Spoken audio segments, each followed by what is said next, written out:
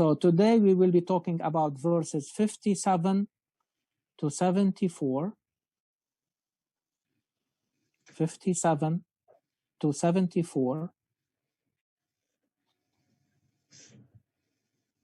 and the verses that are symmetrical to them, 83 to 87.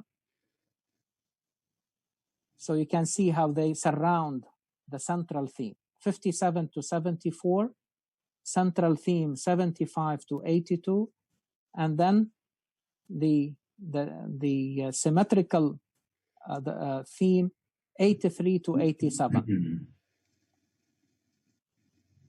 And inshallah, in the incoming session or sessions, we will talk about verses 1 to 56, symmetrical to 88 to 96, the end of the surah.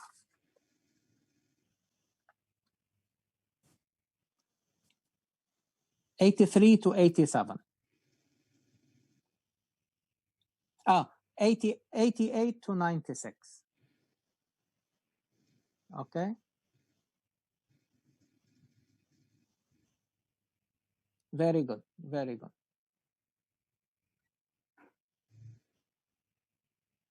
Yeah. So yes. So they are symmetrical around the central theme, and the other two are also in a symmetrical to the central theme that we will be talking about more. And this, so as you can see, from the structure of the surah, you can see that the central theme is around the importance of Quran as the reference for meaning, the reference for the moral aspect of our life, the reference that informs the direction of our actions, how we are going to use all these resources, in other words. Okay, these resources can be given, I mean, any direction. Okay, as we have been saying, we can give a very, very simple example of a knife that I use to cut an apple. Okay, but the same tool can be given, the tool here is the knife, can be given a different direction, and unfortunately can be used to injure somebody or even to kill somebody. So this is why, okay, we all as human beings live the challenge of the direction of our actions. Not only the action, but we live also the challenge of the direction of our actions. And this is why we need, in addition to the universe, which is really the reference of how we can act in this universe, how we can move in this universe. Okay, we need also the compass that will tell us about the direction of our movement in this universe. Okay, we need the Quran, okay, as the reference for the direction of our action. And this is why we spent last time talking about this segment of the surah from verse number 75 to 82, okay, to see how we can deal with Quran. And we said that the important addition here in this surah is the idea of mawaqi' al-nujum. The verses of Quran are like, their positions are like the positions of the stars in the sky. And since each star has its own orbit, has its own position to rise and set, okay, it made it possible for us to use them as guidance for navigation on this earth. Okay, مواقع النجوم.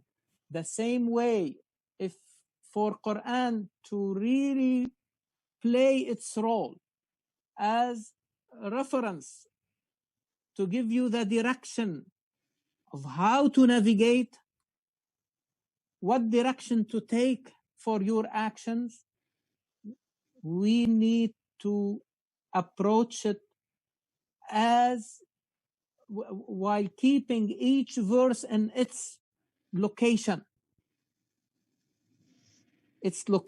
within its construct, each surah. And in order really to understand it, you need to dive in. The same way you dive to pick up the pearls in the bottom of the sea. كأمثال اللؤلؤ المكنون. The pearls, okay, are sheltered in the shell, protected. And Quran is also divinely protected. Kitab maknoon, the same term. كأمثال اللؤلؤ المكنون. لؤلؤ is pearl, maknoon, sheltered, protected inside these shells, but they are not, you are not going to see them at the surface. You have to dive for them. And for Quran to be better understood, okay, don't stop at its surface. Dive in, so that ask questions at a higher level of understanding and thinking, so that Quran will give more of its hidden treasures. They are not difficult to explore them. وَلَقَدْ يَسَّرْنَا الْقُرْآنَ لِلذِّكْرِ فَهَلْ مِن مُدَّكِرٍ. But it is not really without effort.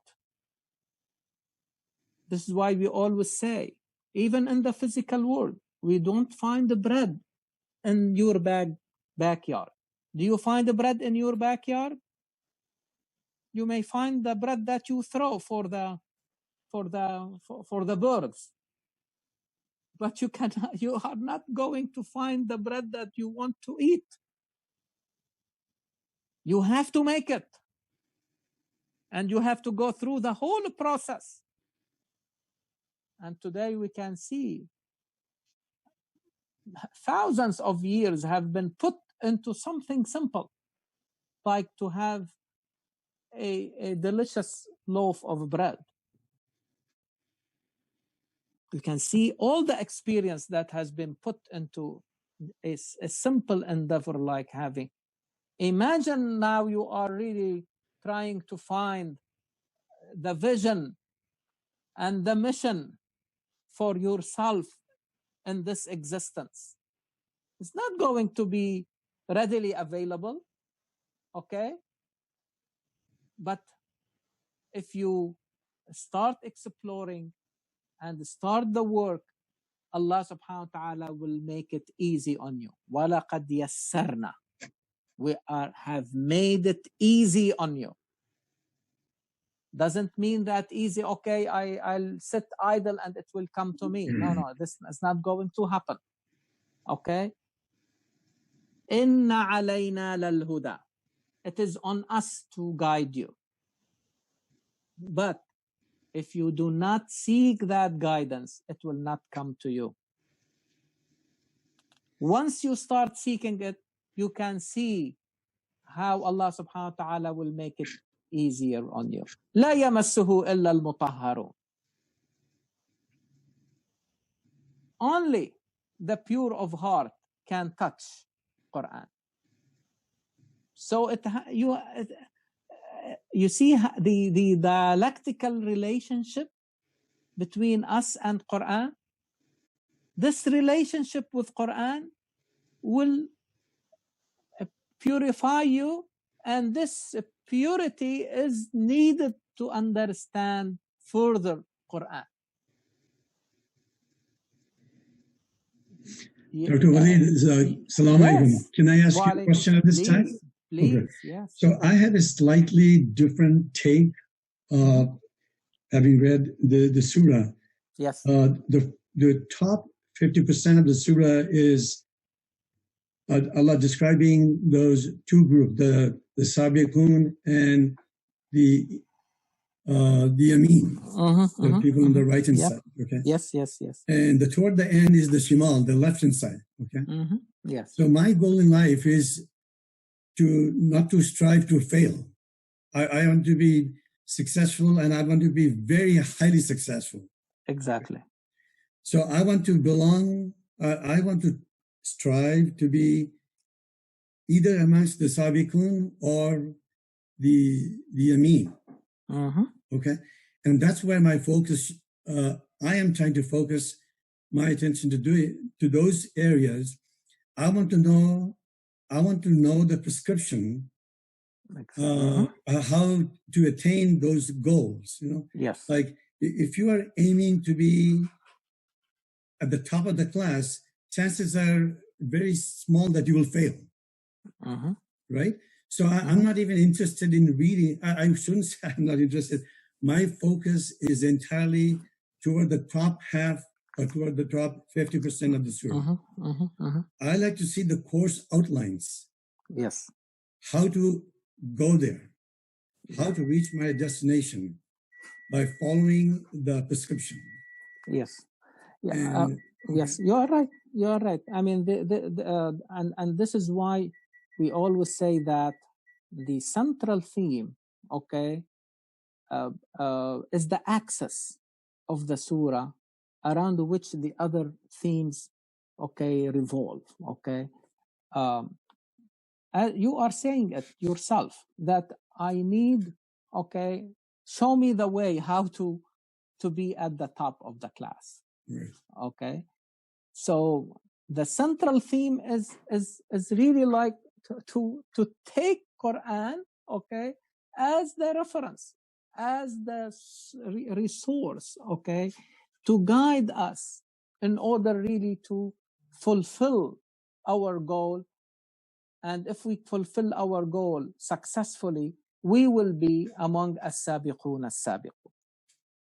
Now, to go further, now when we look at the attributes of as-sabiqun as-sabiqun, and these attributes or these descriptions are really their descriptions in the heaven of paradise, and the gardens of paradise. But even then we can start exploring what they were doing here in this life so that it was reflected on them in the day of judgment. Then I will know the details, and I can follow if you like, the footsteps of as-sabiqun as-sabiqun. So because without reference, the same way, if I want to navigate on Earth or in the ocean, you need the sky, and you need the stars in the sky. And now we advance, like now we have something very similar, which is basically the satellites that will give us our position and help us to navigate. We use the GPS. I mean, only less than couple decades we had them. But before that, we were really relying on the positions of these stars in order to navigate. And the same thing, in order for our trip, our journey to be peaceful, to be full of goodness, to be enlightened, as we said last time about the first night when Quran was revealed, it was a night of huge goodness, The good, more, its goodness was more than the goodness of 1,000 years. And it was a peaceful night. It was until the emergence of the dawn, light. Okay, so these are really the things that you need in your trip. Okay, and this is why, okay, this becomes really the again, the way I see it, as the central theme, but doesn't mean that the other themes are not important. But how they, and we will talk more about the other themes, okay, before we get into the day of judgment. Before we get into the day of judgment, so that the day of judgment will become very meaningful for us. Okay, how you can aspirate, as you put it, Brother Noor, to that highest really position. It's not going to be easy. It will require a lot of work here. Here, that our only chance to invest and to plant and really like to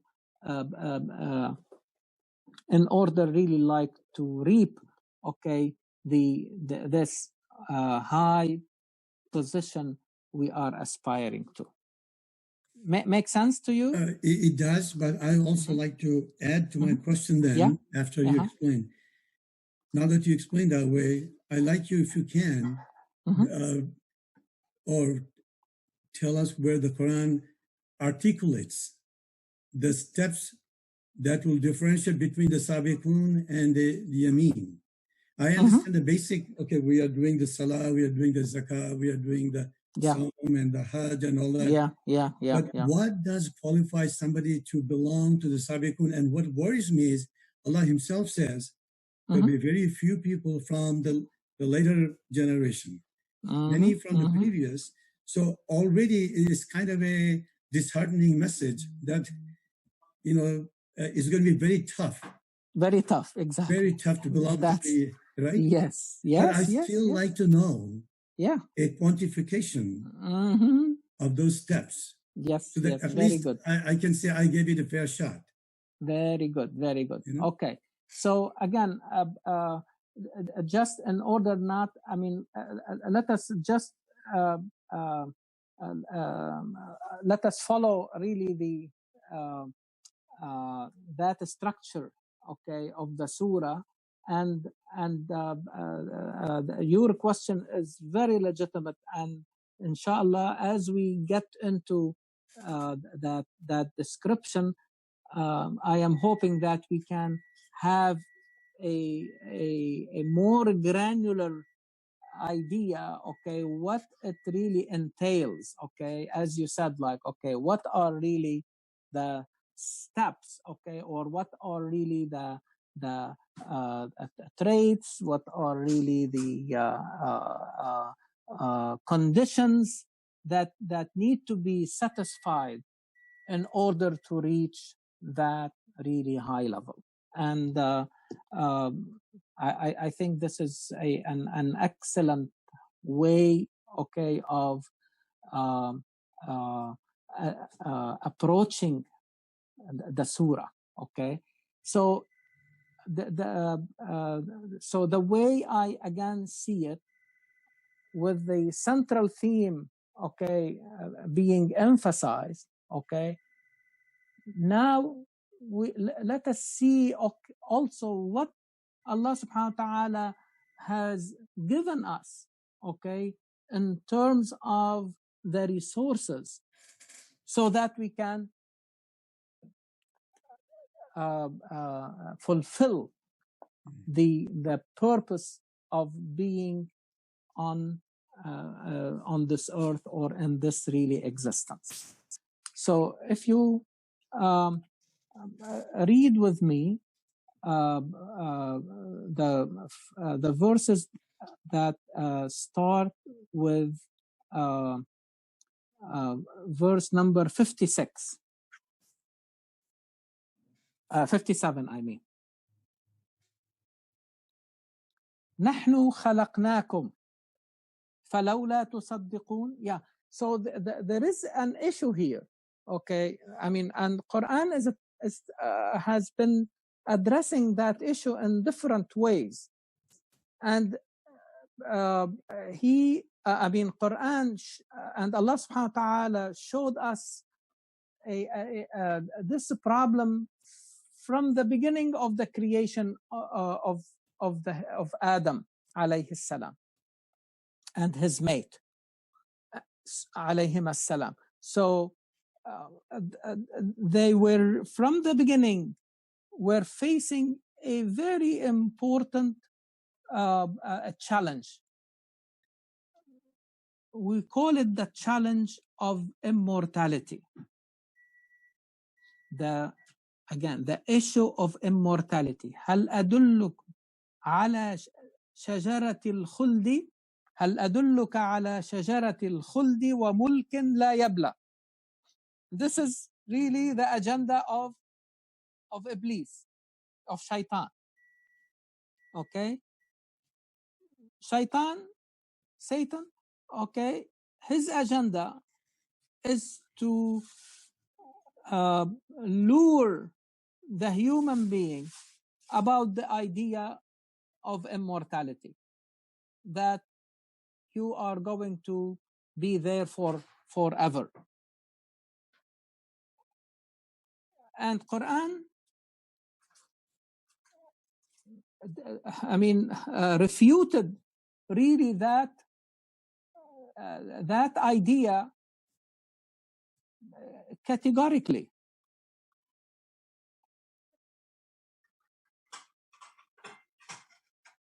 If Prophet Muhammad ﷺ or even other prophets really were not immortal, how come that you will really imagine it for yourself? وَمَا جَعَلْنَا لِبَشَرٍ مِّن قَبْلِكَ الْخُلْدَ أَفَإِن مِتَّ فَهُمُ الْخَالِدُونَ. We have not given immortality to anyone before you. And so if you are going to die, are they expecting themselves to be immortal? Again, I mean, this is really an illusion that has imprisoned the human being.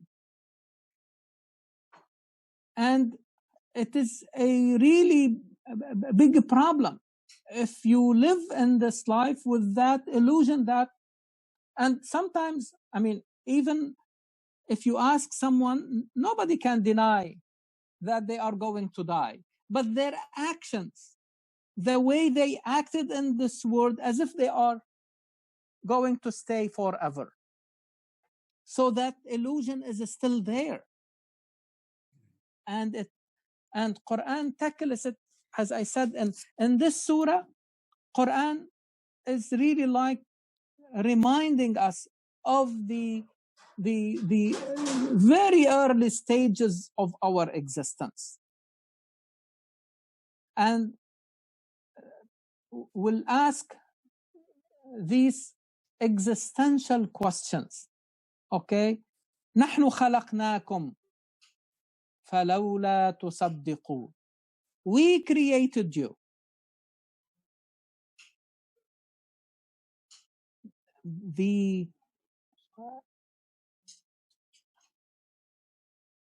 نحن خلقناكم, it's a statement. It's not a question. We created you. Here Allah subhanahu wa ta'ala is talking. We wish that you believe that. And here Quran asks the question, أَفَرَأَيْتُمْ مَا تُمْنُونَ أَأَنْتُمْ تَخْلُقُونَهُ أَمْ نَحْنُ الْخَالِقُونَ. Quran reminds us of the very, very, very early stages when the sperm meets the egg. Did you create them, or we are the creators? We have. Walid, yes. I'm sorry to interrupt you. Really sorry. You just mentioned what the devil told us or are telling us about the trade. Yes. But I'm contrasting that with Allah says, very similar verse in a different surah. Allah says that هل أدلكم على تجارة من تنجيكم من عذاب أليم. Shall I tell you about a trade that will save you from the azab al-alim, the terrible punishment? But what's disappointing to me, and I'm trying to find a similar source, if there's any, in Ayah, I mean, Allah doesn't say that, shall I tell you about a trade that will take you to or make you belong to the Sabiqun? He's saying that if you do this, tu'minu billahi wa rasulihi, then it will save you from the punishment. But I'm not just interested from being saved from the punishment. I have higher aspirations. Yes. Yeah, very good. I want to know very good. What trade do I have to do to reach there? Yeah. I mean, as I promised you that we will basically answer that question as we get into that part of the surah. Inshallah. Okay, that describe really the. So I don't want like to jump back and forth. I am trying like to take the trip from its beginning. From the beginning, okay, and what I need to understand that this trip here in order really to see how, I mean, what I will get later on, and from what I can see over there, it helps me here, okay, to how to manage, how to really use the resources that I have here, okay. So in other words, if the human being is still living in that illusion, okay, that shaitan worked hard like to create it, okay, to create it in our imagination, okay, and he to some extent he was successful, okay. So we need to break these really like prisons, okay. The as we said, this prison of illusion of immortality, that okay, we are this life, as we said before, we came to this this existence and we found that it is in movement, as if like you jump on the train. You see, it's not a static thing. This existence has been moving for billions of years, and at one point you jumped into that train, but the movement continues, and the destination is another life, a bigger life, okay. So I need to understand this, okay. Definitely not for you personally, Noor, because alhamdulillah, I mean we have gone beyond this, and your question is really beyond, but let us see how Quran is really like approaching the whole issue, okay. Understanding this life and understanding the next life. Without that understanding, it will be very difficult. If somebody doesn't believe in that movement, if he thinks that, oh, this is the life and that's it, okay, this will have a different implication than someone who is really believing that no, there is a purpose of my creation, okay. There is a project that I have to fulfill, and that would really lead me to a bigger life. So Quran is addressing these existential questions from where I came, okay. So Quran is saying, we created you, and if you don't believe in that, dive deeper, okay. And remember that it was something new that people didn't know at that time, how how we really like evolve in the womb of our, how we are transformed, how we go from one creation to another, creation after creation, خلقا من بعد خلق. Okay, في ظلمات. Nobody knew about this before. Okay, and Quran is really like now bringing a new information. Okay, and challenging us through that information. Again, it becomes part of the structure of knowledge. You did not come, from nothing. No. This fluid that the man emits, and the sperms that have to meet the eggs released by the ovaries of the. Nobody knew about it at that time. Okay. Brother Walid, can I make a small comment? Please.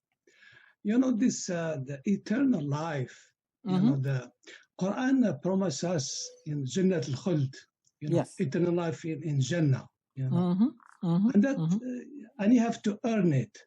To that. Exactly. Shaitan is saying, "What's easy? You don't have to do anything. I'll show it to you in a very easy way." So it's kind of tried to promise what Allah has promised, to do good work, to be in Jannah al-Khuld. He said, "Forget it. I make it easy for you. Just eat over here, and you have eternal life." So I mean, I just want to make that comment. That He's promising the same thing, but he want to say you don't have to work for it. I'll give it to you here, right there. You know? Of course, you cannot fulfill his promise. Yeah, exactly. So this is why I am calling it an illusion. Okay, wahm. It's really like it's not really true. But my point is that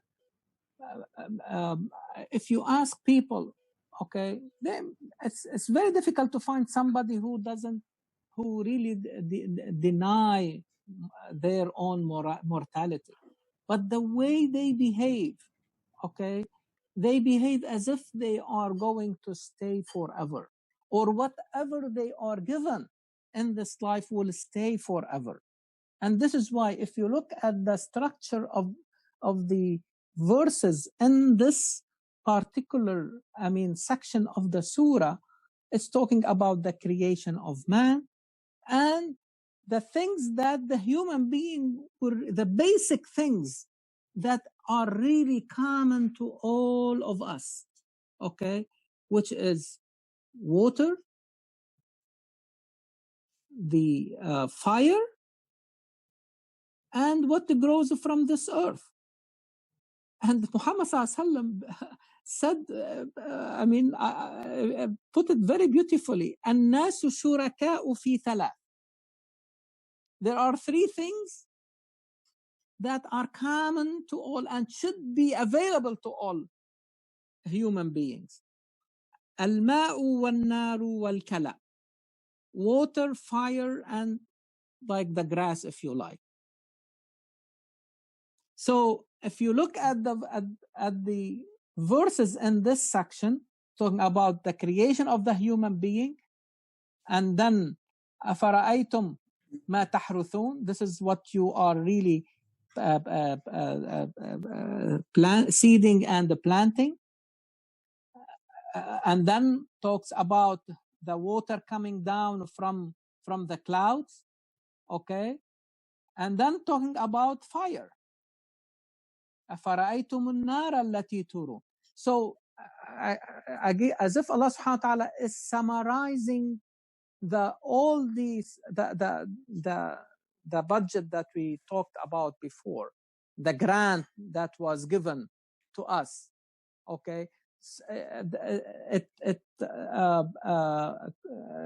really goes down, okay, into really these basic things, okay, and the Quran goes about each one of them and ask the question, who has provided you with all these things?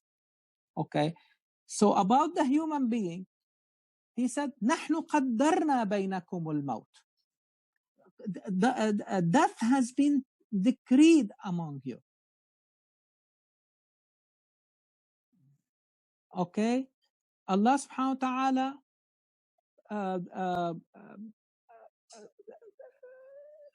death will be ever present among you, and there is nothing to prevent us from doing that. وَمَا نَحْنُ بِمَسْبُوقِينَ. Don't think that we are not able to do that. And really the reality is showing us this. And Quran is saying, we not only that, we can really exchange you with others. نُبَدِّلَ أَمْثَالَكُمْ, and bring you back in a manner that is even unknown to you. Yes, we do not really understand the secret of life and death. No, I mean, we can tell about them from their manifestation. Okay, we can say, okay, this thing is alive because it is moving, it is breathing, it's I mean all the manifestations, but we don't really understand the basic secret. And this is really the patent of Allah subhanahu wa ta'ala that nobody can have. This is the privilege, okay, and of Allah subhanahu wa ta'ala that no one can have. But Allah subhanahu wa ta'ala is saying, since you have seen the first creation, you are aware of coming into being in the first, you have seen it, you cannot deny it. Why are you denying that this cannot happen again? Like we said, this life, I cannot deny it. So I don't have really the ability or a strong proof that there should be no, I mean, there will not be another life. So if this happened, it is possible for another life to be created. And the same thing, if I have seen myself coming to this existence, I did not do it, okay, but it is reality. And so to be brought again should not really far-fetched. فَلَوْلَا تَذَكَّرُونَ. So Allah subhanahu wa ta'ala is not really, He's telling us, just remember what has happened. You know it. You are aware of it. So again, we are not created, okay, in vain. We are created to fulfill a project. And this is why the central theme is about the guidance that we need to fulfill successfully this project. If you want to be successful, to attain the highest levels in the next life, which is bigger, better, lasting longer, okay, than this life, okay, to the point that Quran is calling it immortal, okay, khalidina fiha abada, okay, but within the will of Allah subhanahu wa ta'ala, illa ma sha Allah, ma damat as-samawati wal ard, okay. So it's again, even that immortality is under control. It's not really like open, okay, the way it is in the imagination or in the illusion of the way people are acting in this life. So the and then moves into another aspect, okay, what we have been provided with. أَفَرَأَيْتُمْ مَا تَحْرُثُونَ? Have you considered the seed which you cast in the soil? Is it you who cause it to grow? أَأَنْتُمْ تَزْرَعُونَهُ أَمْ نَحْنُ الزَّارِعُونَ? Who is the real planter? Because we can easily turn it into chaff.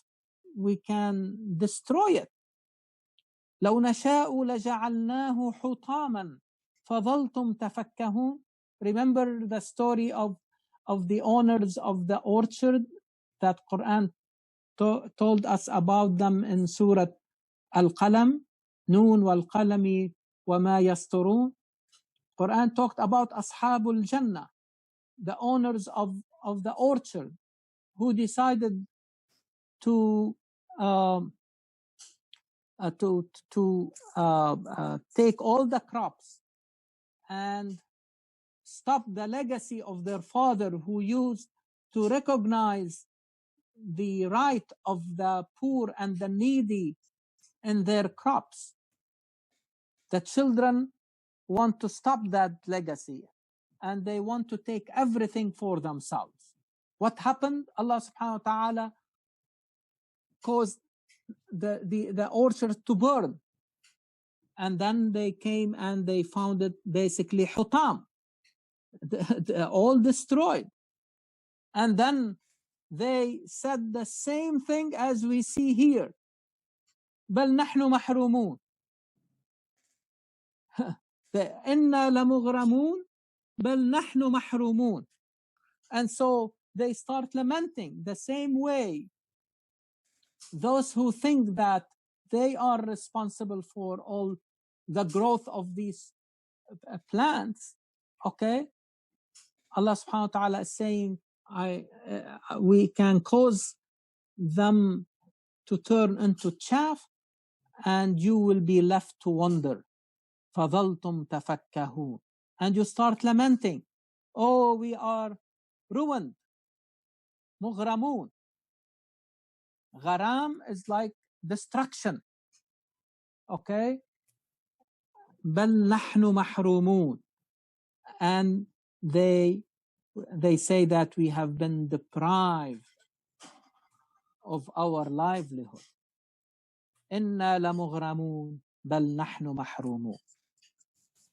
So, again, I mean, like, the same way, I mean, don't you think that people are, I mean, during this pandemic, okay, people start really like, I mean, appreciating more. What does it mean to be healthy?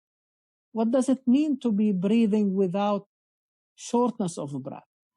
What does it really mean, like, to be able, like, to mix with your own family, with your relatives, with your friends? Okay, so sometimes the lack of these things remind us, and Quran using the same thing. You will know about it when you lose it. The lack of it, okay, becomes really the reminder. But this is we need to transcend that level. We don't want to stay at that level. Only remember when we lose. No. We want to know Allah subhanahu wa ta'ala and appreciate His favors on us when we are healthy, when we are doing well, when we are in a good situation. And if we know Allah subhanahu wa ta'ala and when we are really like in good conditions, He will be with us in the times of difficulty. تعرف على الله في الرخاء يعرفك في الشدة. Know Allah subhanahu wa ta'ala when you are in good condition. He will be with you at the time of difficulty. And we can feel it today. We feel closer to Allah subhanahu wa ta'ala because we are really concerned about our health, about the health of our kids, the health of our parents, our relatives, our friends, our community. Okay, so the same thing. أَفَرَأَيْتُمُ الْمَاءَ الَّذِي تَشْرَبُونَ. Simple thing. We are drinking water all day. But Allah subhanahu wa ta'ala wants us to think about what we are really doing and ask this existential question. أَأَنْتُمْ أَنزَلْتُمُوهُ مِنَ الْمُزْنِ أَمْ نَحْنُ الْمُنزِلُونَ. Who brought it down from the clouds? These rich clouds. Or are we the cause of its coming down? أَمْ نَحْنُ الْمُنزِلُونَ. This water is good for drinking, but imagine it becomes very salty, burningly salty. أُجَاجًا لَوْ نَشَاءُ جَعَلْنَاهُ أُجَاجًا فَلَوْلَا تَشْكُرُونَ. Don't you give thanks unto Allah subhanahu wa ta'ala who brought it to you very sweet and enjoy drinking it? And the same thing about fire. أَفَرَأَيْتُمُ النَّارَ الَّتِي تُورُونَ. This fire that you kindle, okay, have you created the plants or the trees that serve as its fuel? Or sometimes you know there are certain types of trees that you can really, by rubbing, I mean the sticks coming from it, okay, and you can burn or create fire. This is very interesting, my dear brothers and sisters, because you are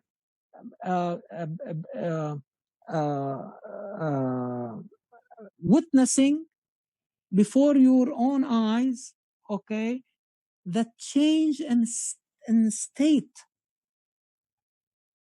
You are talking about plants that are green, and from them you can really change them into a different state. They become really source of a fuel.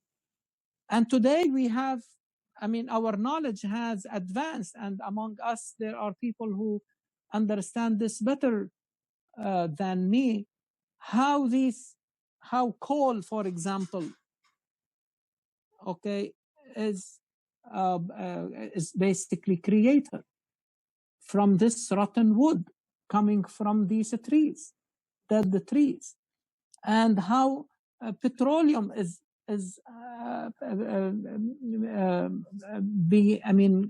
comes into existence also from all these plants,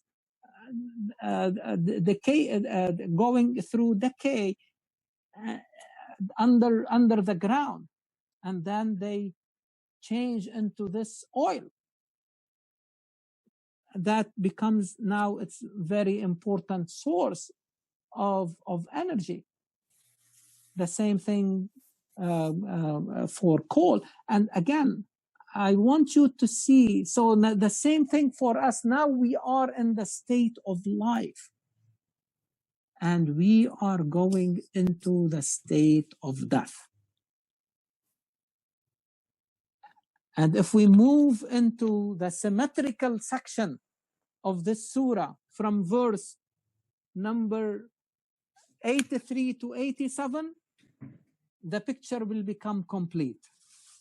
Here, Allah subhanahu wa ta'ala is putting us in the immediate situation when the last breath is coming up to the throat. فَلَوْلَا إِذَا بَلَغَتِ الْحُلْقُومِ. And I don't honestly like to make here the reference for the soul or the spirit. I mean, this idea of the spirit leaving the body at the time of death, I don't think we have any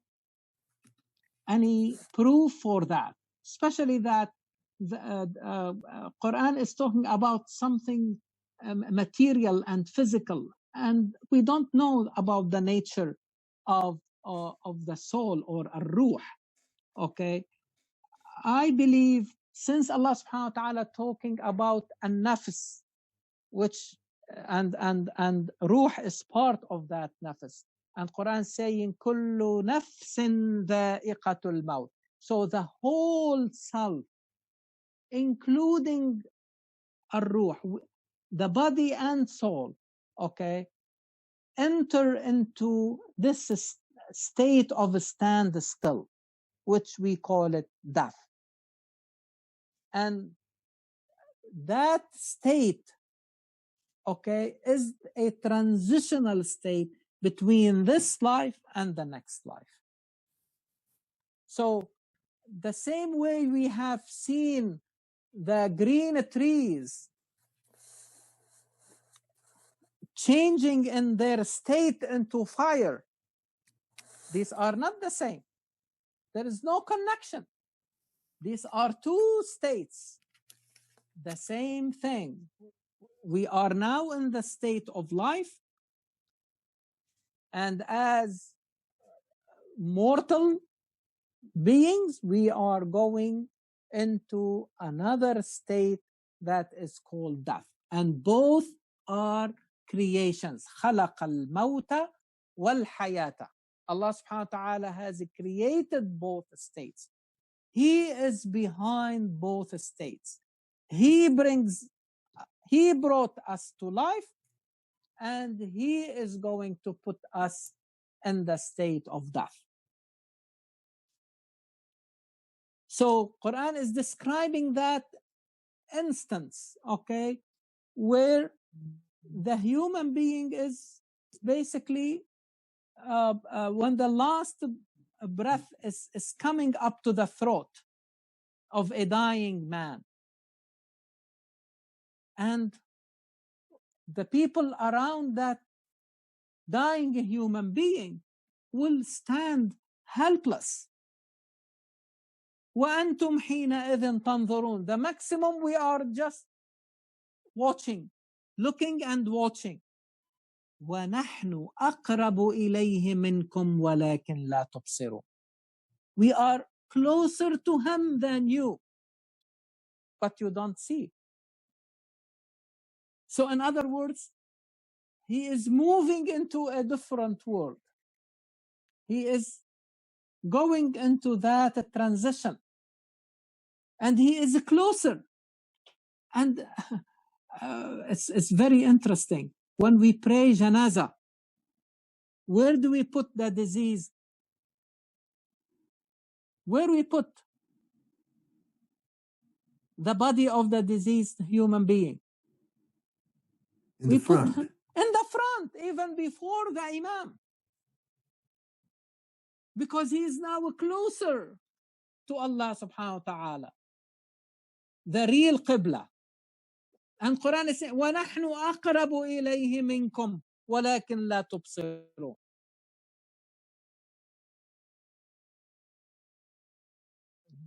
We are not able to see it with our own eyes, but we have, and this is, you see now the whole structure of the prayer changes.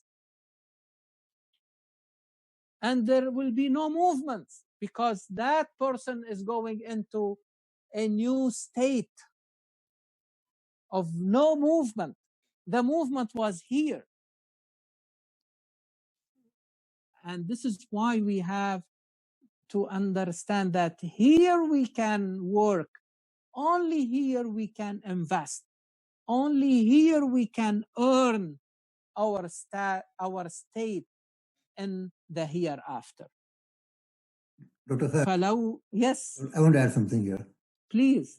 In Urdu language, when someone passes away, we say intaqal, okay?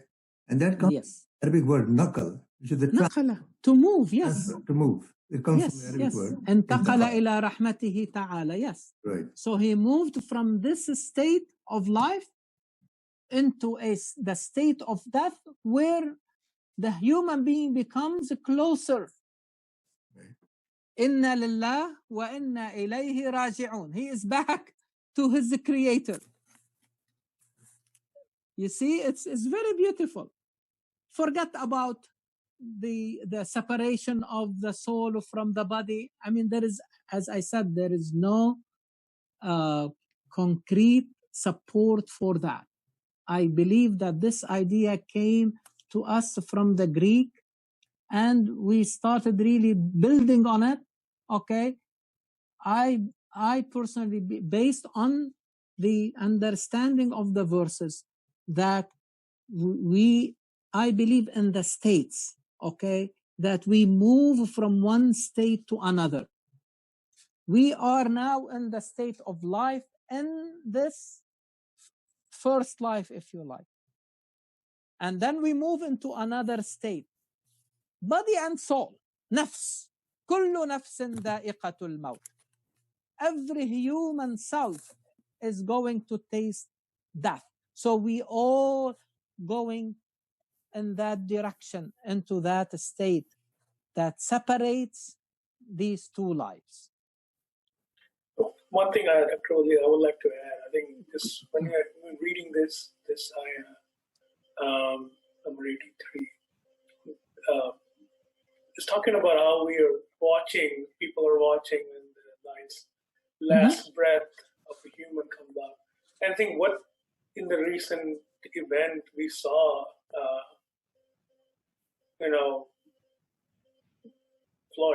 George Floyd, yes. we're thinking about that. The most watched death in the world, I believe.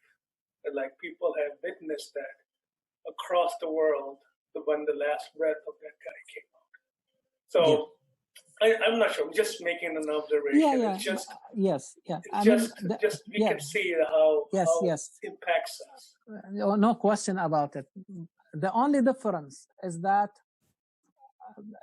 because Quran differentiates between the end of life by natural death, maut, and the end of life by killing. أفإن مات أو قتل متم أو قتلتم. These are not the same. Okay? Yes, we were witnessing the end of life of that person, but not in the natural way, what we call natural death. Okay, or in the Quranic terminology, maut. But unfortunately we were witnessing the end of life as the result of killing.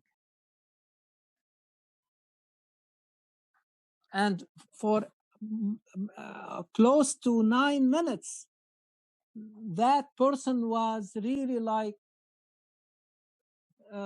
his last breath was coming up. And it's very difficult. That can be avoided. The picture that we are seeing here, the natural corpse, okay, how helpless. But unfortunately, we make ourselves helpless. This is what makes people angry. Is that right, Brother Shakir? What made the people angry? Nobody, revolt against natural death, okay? But people are angry because somebody caused someone to die for no reason, for no good reason. And that's what made the people angry all over the world. I'm sorry, I don't want to digress and take the topic away from. No, but this is the whole idea. That I mean, it's definitely it's a reminiscent of what we. But I just want to make the distinction between natural death and the helplessness that we all feel, and Quran is again trying like to destroy that illusion.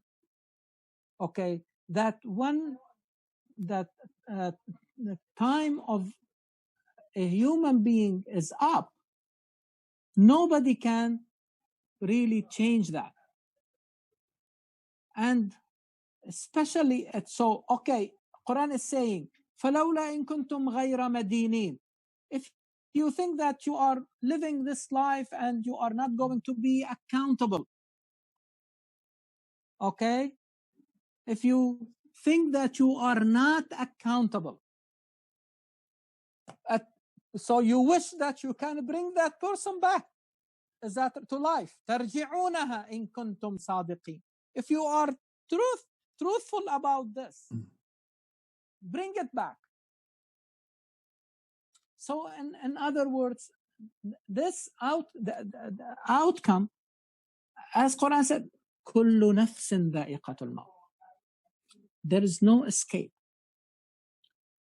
of reaching, I mean, our term, okay? And when our time is up, when we reach our appointed time to depart this life, nobody can stand against it. Okay, so please, as if Quran said, please do take away, forget that idea of immortality. Think differently. Think about how you are going to live this life.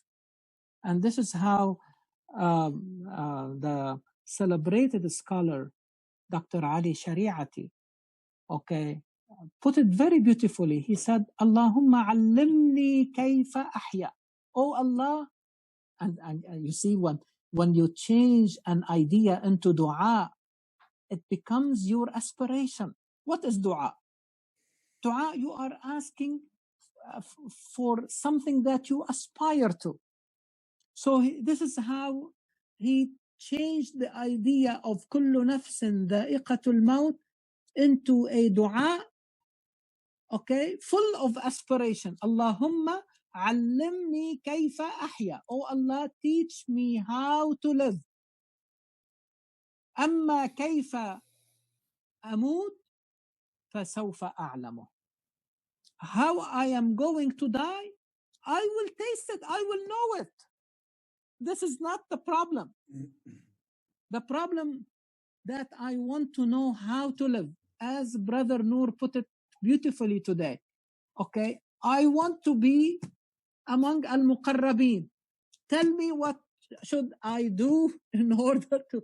So we have to address that question to Quran, being the reference, and say, Quran, we are putting before you that question. Please answer us that question. But we cannot put that question to Quran unless we believe that it is the reference to give us, to guide us, to give us the answer. That's why we said this is the central thing. But then we have given all these things, and we know that they are all coming from Allah.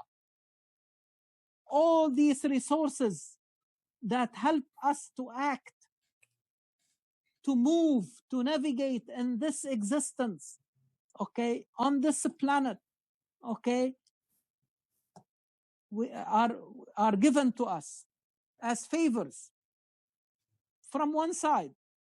He's not asking us anything in return. It's all for us. Lakum, for you. I have created all this for you. Okay? And also, I am the author, not only of this universe and all its resources, but I am also the author of the reference for the guidance for the direction of your movement, for the orientation of your navigation. I am the author of the GPS. Okay? And so this is why we say that we are not here to interpret Quran. We are asking Quran to interpret us. And in doing this, we are asking Quran to guide us. Okay?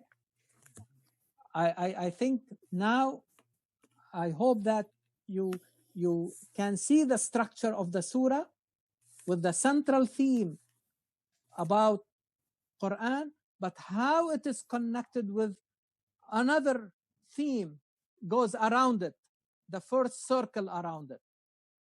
And the bigger circle that we will see are the verses from 1 to 56. As Brother Noor said, this is the longest section of the surah, and it will be symmetrical with the end of the surah from 88 to 96. Now, see how the discussion of the verses from 57 to 74, how it ends. فَسَبِّحْ بِاسْمِ رَبِّكَ الْعَظِيمِ. Tasbih, okay, is really like to believe that Allah subhanahu wa ta'ala does not err, does not make mistakes. We are the ones who make mistakes. So we need to connect all the time with the one, because we, again, with all the things that we mentioned, we need always to be vigilant, not to forget these facts. That Allah, because sometimes when you do things over and over, you may get that illusion that you are doing it. Okay? So, in other words, we should be autonomous, but not self-sufficient. Sometimes people call it independence. No, we are independent human beings. And Allah subhanahu wa ta'ala wants us to be independent human beings, not helpless human beings. But Allah subhanahu wa ta'ala don't want us to become self-sufficient. It is another illusion. And it arises from when we see that we are doing something and getting the results, good results. And then we may get that illusion or that idea that may cross our minds that we are responsible for this. And this is where we need to make tasbih. It's like when the righteous people start thinking about the creation of this heaven, of the heavens and earth. يتفكرون في خلق السماوات والأرض ربنا ما خلقت هذا باطلا سبحانك. Oh Allah, you have not created this in falsehood or in vain. No, but sometimes we forget that we are created for a purpose. So immediately we remember and we say, Subhanak, oh Allah, forgive us for this mistake. You are the one that who does not make mistakes. We want to connect with you, and this is how we correct our mistakes. Make sense? Yeah. Can I say something? Please, Dr. Khayr? Please, okay. Please. So one thing is that if these three things, in this surah, Allah subhanahu wa ta'ala is talking about life and death. Yes. So if we really take these three things, the fire and the water, and that the life will be gone. So that's what Allah is reminding us. Exactly. That you are surviving just because of this. Exactly. Okay, so that's one thing. But second thing is that in this dunya, in this world, we are created as a human being which has a high responsibility and high purpose. This is Yes. what we talk about all the time. But then when we die and go to the next life, that life is bigger. And is there any mention in the Quran what kind of responsibility we will have, or no, or that's it, we'll be enjoying, or we'll be the other way around?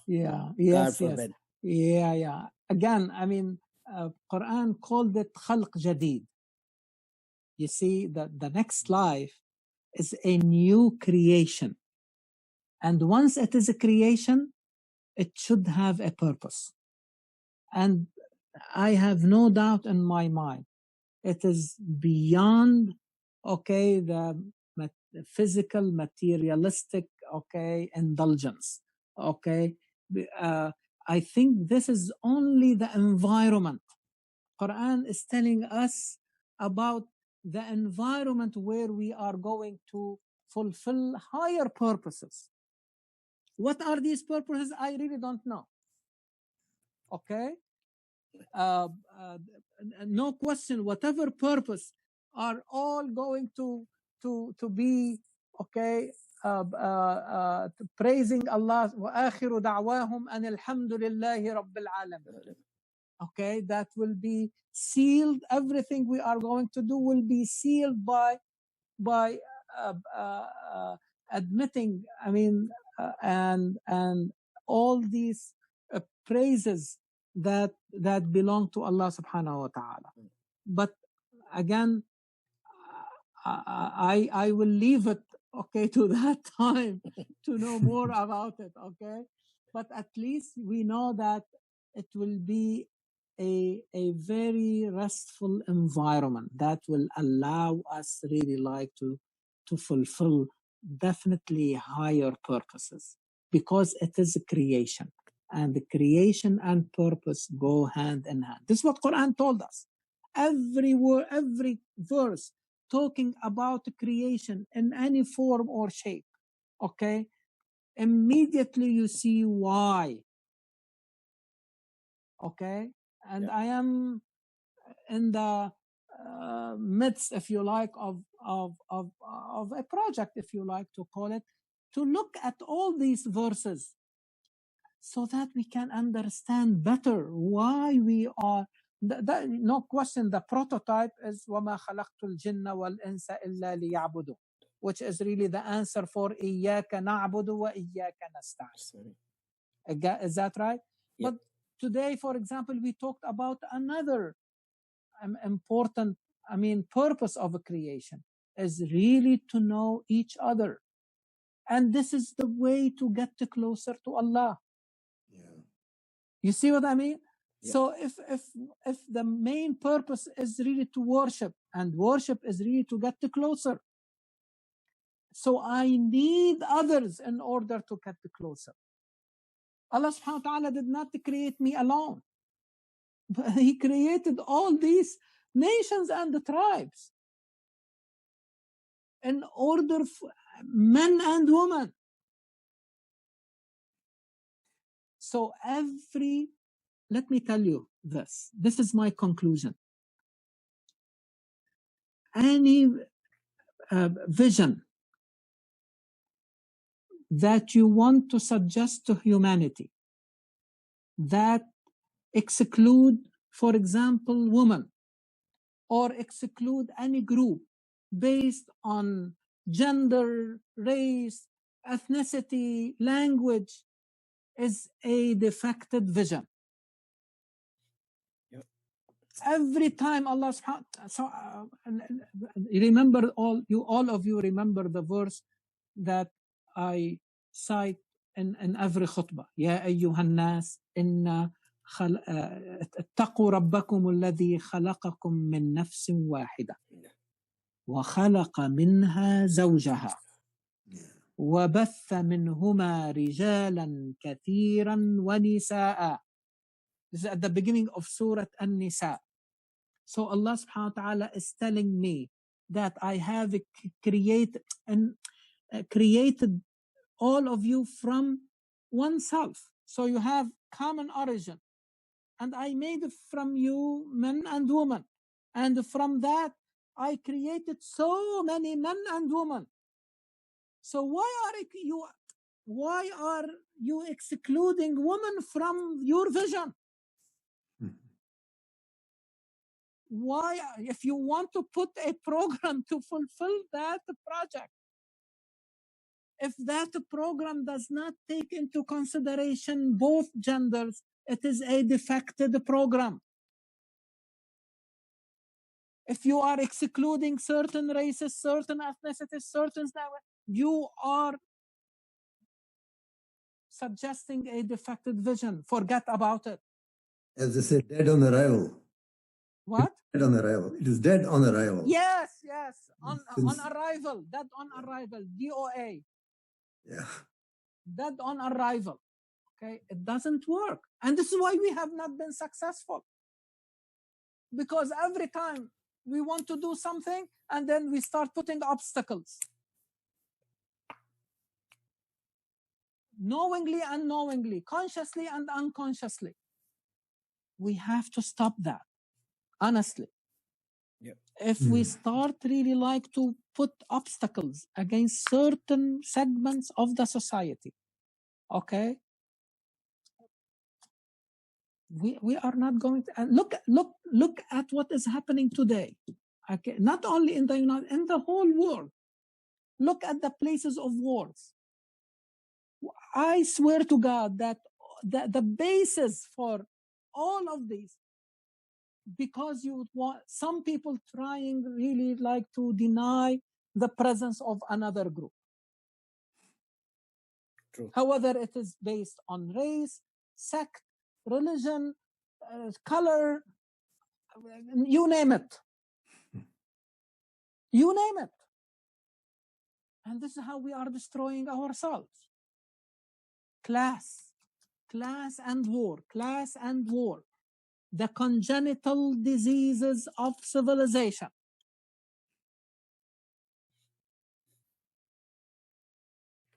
I will stop here, and inshallah, next time we will tackle the bigger circle, if you like, of this surah that gives the surah its name. Movement towards now the bigger life. Thank you, Dr. Walid. Thank you for another enlightening session. Thank you. Okay. But please look again at the structure, and you will really, I have been reading this surah for years, but believe me, I mean, now it means more to me, honestly. It has more impact, okay, the more I think about it. And Brother Yusuf alerted me to something very interesting. He noticed similarities between this surah and Surah Al-Haqqah.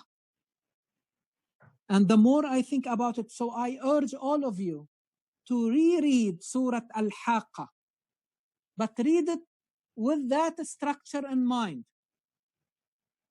There is a section in Surah Al-Haqqah talks about Quran. And again, think of it as the central theme of Surah Al-Haqqah, and you can see the other circles going around it. And the similarities between this and and again, the reason I am asking you to reread it, and I am doing the same thing, okay, not only to stop at the similarities, but also to see the symmetry, not only within the surah, but the symmetry in Quran, the infinite symmetry that you can see in Quran, and how one will feed into the other. So the oath that you see in Surah Al-Haqqah and the oath that you see in Surah Al-Waqi, I want you to help me, okay, and see how one will feed into the other. because Quran is not repetition. Now, as I have shown it to you here in the surah, like how the symmetrical segments complement each other, not repeat each other. They may look as repetition to remind us so that we always remember the themes of the surah. But believe me, as if the meaning will not be complete without looking at the symmetrical part, okay? And again, the symmetry goes beyond the surah itself to be within the whole Quran. Thank you very much.